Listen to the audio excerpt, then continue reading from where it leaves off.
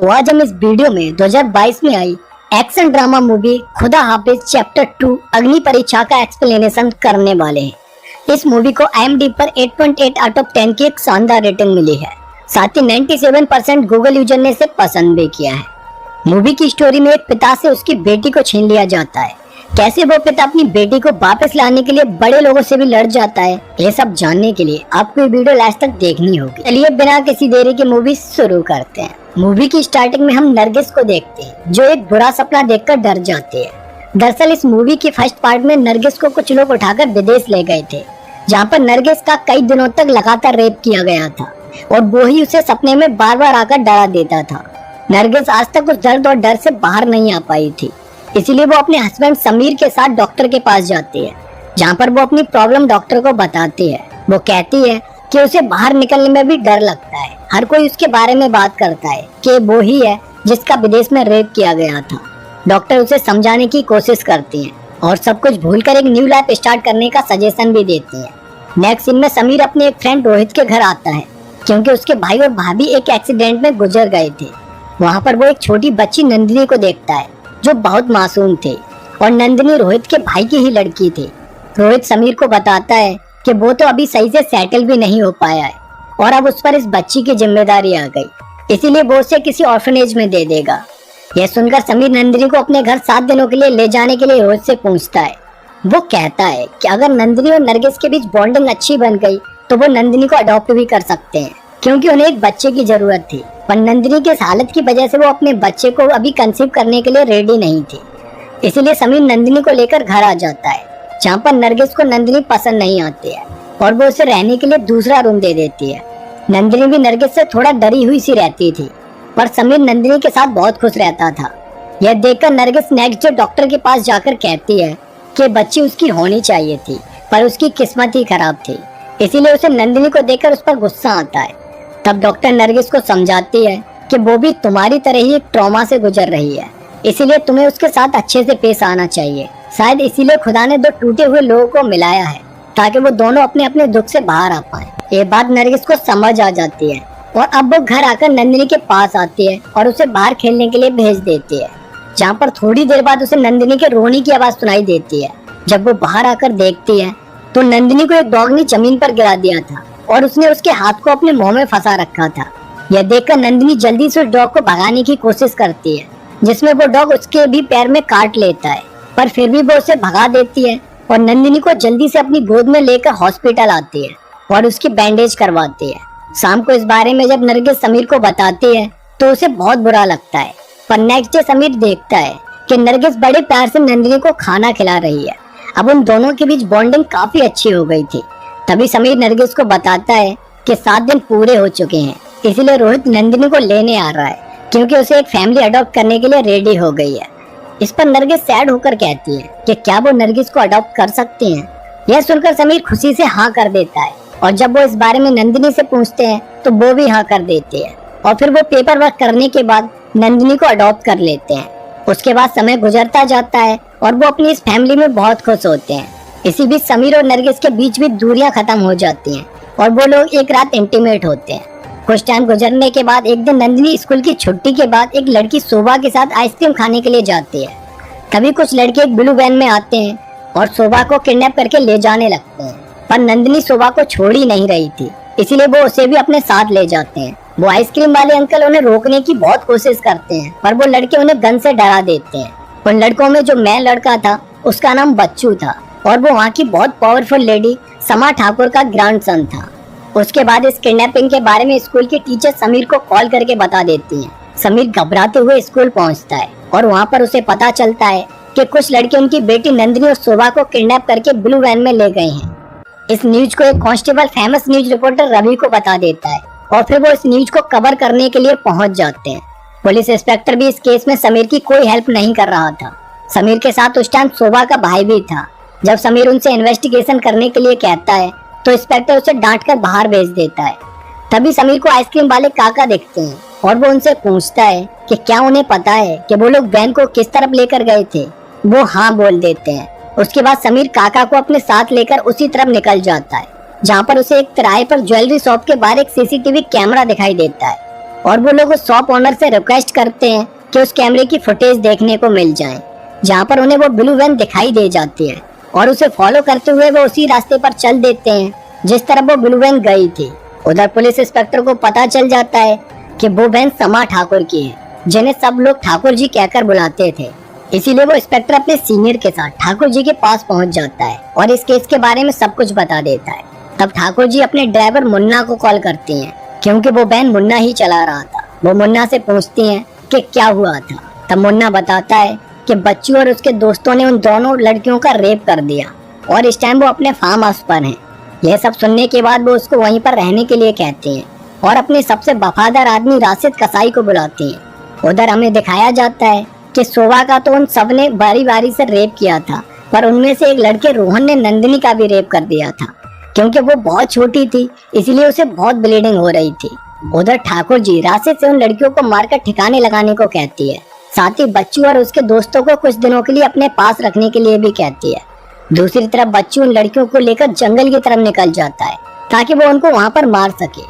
जब ये बात राशिद को पता चलती है तो वो भी उनकी लोकेशन को मुन्ना से पूछते हुए वहाँ पर पहुँच जाता है। तभी समीर को ब्लू वैन जलती हुई दिखाई देती है और वो वहाँ पर पहुंचकर वहाँ पर खड़े हुए लोगों से हेल्प मांगता है कि वो उसकी बच्ची को ढूंढने में मदद करे, क्योंकि उस वैन में बच्चियां नहीं थी। वो लोग वहीं पास में उन बच्चियों को ढूंढने लगते हैं। थोड़ी दूर ढूंढने के बाद समीर को शोभा मिल जाती है जो अभी जिंदा थी, इसीलिए वो लोग उसे हॉस्पिटल ले जाते हैं। तभी समीर की नजर अपनी बेटी नंदिनी पर जाती है, जिसकी हालत देखकर समीर रोने लगता है और उसे गोद में लेकर पुलिस वैन के पास आता है। तब तक वहाँ पर मीडिया भी आ चुकी होती है, पर रवि उस बच्ची की फुटेजेस लेने से मना कर देता है, क्योंकि उन दरिंदों ने बड़ी बेरहमी से उनके साथ रेप किया था। नेक्स्ट सीन हॉस्पिटल का दिखाया जाता है, जहाँ पर शोभा का भाई समीर को बताता है कि उसे पता है कि ये सब किसने किया है, और फिर वो बच्चू और ठाकुर जी का फोटो समीर को दिखाता है और बताता है कि बच्चू हमेशा शोभा का पीछा किया करता था। उधर डॉक्टर नरगिस को बता देती है कि वो उनकी बेटी नंदिनी को नहीं बचा पाए, क्योंकि उसके बहुत ज्यादा ब्लीडिंग हो चुकी थी। यह सुनकर नरगिस समीर को बहुत मारती है और फिर उसके गले लगकर रोने लगती है। जैसा कई सालों पहले उसके साथ हुआ था वैसा ही कुछ उसकी बेटी के साथ भी हुआ, पर वो उस तकलीफ को सह नहीं पाई और इस दुनिया को छोड़कर चली गई। इसके बाद नंदिनी का अंतिम संस्कार किया जाता है और रवि बताता है कि आज भी हमारा देश महान नहीं है, क्योंकि जिस देश में इस तरह के घिनौने क्राइम होते हैं वो देश महान हो ही नहीं सकता है। साथ ही पुलिस और पॉलिटिशियन मूक बधिर होकर सब कुछ देखते रहते हैं। उधर नरगिस समीर से कहती है कि वो उसे छोड़कर जा रही है, क्योंकि वो इस दर्द के साथ उसके साथ नहीं रह पाएगी। इसीलिए जब तक वो नंदिनी के रेपिस्ट को मार नहीं देता तब तक वो उसे अपनी शकल भी नहीं दिखाएगी। एक मंथ गुजर जाता है और इस बीच ठाकुर जी उस आइसक्रीम वाले काका को भी मरवा चुकी होती है, क्योंकि वो ही इस केस का आई विटनेस था। और जब समीर पुलिस के पास हेल्प के लिए जाता है तो इंस्पेक्टर उसे दिखाता है कि जिस ब्लू वैन की ये बात कर रहे हैं वो तो क्राइम होने से 10 दिन पहले ही चोरी हो गई थी और आई विटनेस भी गायब है, यानी वो लोग किसी भी तरह समीर की हेल्प नहीं करने वाले थे। इसीलिए शाम को समीर इंस्पेक्टर पर अटैक कर देता है जब वो अपनी चमेली से मिलने उसके घर गया हुआ होता है, जहाँ पर समीर इंस्पेक्टर को बहुत अच्छे से धोता है, पर उसकी चमेली पुलिस को फोन करके बुला लेती है और समीर को पकड़ लिया जाता है, जहाँ पर कोर्ट से उसे कुछ मंथ्स की जेल हो जाती है, जिसके लिए उसे सेंट्रल जेल भेज दिया जाता है और वहाँ उसे एक अंसारी नाम के क्रिमिनल की सेल में रखा जाता है। उधर बच्चों के दोस्तों के फादर्स परेशान होते हैं कि ठाकुर जी ने उनके बच्चों को कहाँ पर छुपा कर रखा है।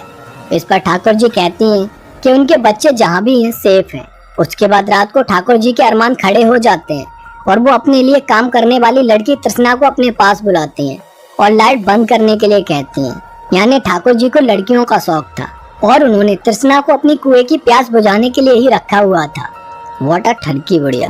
दूसरी तरफ अंसारी को अपने लोगों से पता चलता है कि कल समीर को मारने के लिए जायसवाल नाम के कैदी को सुपारी दी गई है और इस बारे में अंसारी समीर को बता देता है और कहता है कि अगर उसने जायसवाल को मार दिया तो वो उसके यहाँ से बाहर निकलने के बाद पूरी हेल्प करेंगे। और फिर नेक्स्ट डे जायसवाल और उसके लोग समीर पर अटैक कर देते हैं, जहाँ पर समीर उसको काफी बुरी तरह से घायल कर देता है और थोड़ा बहुत खुद भी घायल हो जाता है। पर जायसवाल काफी स्ट्रॉन्ग पर्सन था, इसीलिए अब समीर की हेल्प करने के लिए अंसारी और उसके लोग भी मैदान में आ जाते हैं और जायसवाल के लोगों को मारने लगते हैं। काफी देर फाइट होने के बाद फाइनली समीर जायसवाल को मार देता है और सभी कैदियों के लिए बाहुबली बन जाता है। सब कैदी अब उसकी रेस्पेक्ट करने लगते हैं। उधर 2 महीने बाद शोभा को होश आ जाता है और एक केस अब CBI officer Avinash Thakur investigate कर रहे होते हैं। होश में आने के बाद शोभा बच्चू और उसके दोस्तों के नाम अविनाश और मजिस्ट्रेट को बता देती है और ये न्यूज समीर भी जेल में देख लेता है, जिससे उसे पता चल जाता है कि बच्चू के साथ साथ उसे और किस किस को मारना है। नेक्स्ट सीन में ठाकुर जी नरगिस के घर आती हैं और उसे धमकाने की कोशिश करती हैं कि वो अपने हस्बैंड को रोक ले वरना वो मारा जाएगा। पर नरगिस बोल देती है कि उसका हस्बैंड उसे विदेश से छुड़ा लाया था, वो डरने वालों में से नहीं है। वहाँ से जाने से पहले ठाकुर जी नरगिस पर भी अपनी हवस की नजरें डालती हैं। उधर अंसारी का एक फ्रेंड उसे जेल में आकर बताता है कि डेली ठाकुर जी के घर से राशिद कसाई के घर पर खाना पैक होकर जाता है। इसका मतलब बच्चू और उसके फ्रेंड वहीं पर छुपे हुए हैं और इसकी जानकारी अंसारी समीर को दे देता है। नेक्स्ट डे समीर की रिहाई हो जाती है और समीर शोभा के भाई के साथ अंसारी के फ्रेंड के पास पहुंच जाता है, जहां पर उसे पूरी एक टीम मिल जाती है और वो राशिद कसाई के अड्डे पर अटैक करने के लिए रेडी हो जाते हैं। और फिर नेक्स्ट डे मुहर्रम पर समीर अपने साथियों के साथ राशिद कसाई के अड्डे पर अटैक कर देता है, जहाँ पर वो कई सारे लोगों को मारने के बाद राशिद कसाई के पास पहुंच जाता है और राशिद कसाई को मुर्गे की लेग पीस से ही मार देता है। और उसके बाद वो उन लड़कों के पास पहुंचता है जहाँ पर उसे सिर्फ मुन्ना और रोहिणी मिलते हैं। बाकी के लड़के बच्चू के साथ पहले ही कहीं दूसरी जगह ठाकुर जी ने छुपा दिए थे। मुन्ना समीर को बताता है कि बच्चू ने उन दोनों बच्चियों को बैट से दौड़ा दौड़ा कर मारा था और इस रोहन ने उस छोटी बच्ची का रेप किया था। यह सुनकर समीर को बहुत गुस्सा आता है और वो रोहन को बहुत बुरी मौत देता है। यह सब देखकर मुन्ना डर की वजह से सरकारी गवाह बनने के लिए रेडी हो जाता है। नेक्स्ट डे पुलिस को रोहन की बॉडी एक पेड़ से लटकी हुई मिलती है। पुलिस ठाकुर जी के घर पर आकर बच्चू को सर्च करने लगती है, पर उन्हें वो वहाँ पर नहीं मिलता और ठाकुर जी अपने बेटे कमलेश से फोन पर बात करते हैं कि पुलिस उन्हें छू भी नहीं सकती है जब तक वो जिंदा है। यहाँ पर हमें पता चलता है कि ठाकुर जी ने अपने हस्बैंड को खुद ही मार दिया था और अपने बेटे कमलेश को इजिप्ट भेज दिया था। वहाँ पर वो एक लोकल गैंगस्टर के साथ काम करता था। नेक्स्ट सीन में सीबीआई ऑफिसर अविनाश ठाकुर समीर के पास आते हैं और समीर उन्हें मुन्ना को सौंप देता है, जिसके बाद अविनाश समीर को एक लिफाफा देते हैं जिसमें बच्चू और कमलेश की सारी डिटेल्स थी। साथ ही वो बताते हैं कि इस टाइम पर बच्चू अपने डैड कमलेश के साथ इजिप्ट में है। वहाँ जाने से पहले समीर बाकी लड़कों को भी मार देता है, अब सिर्फ बच्चू ही बचा था।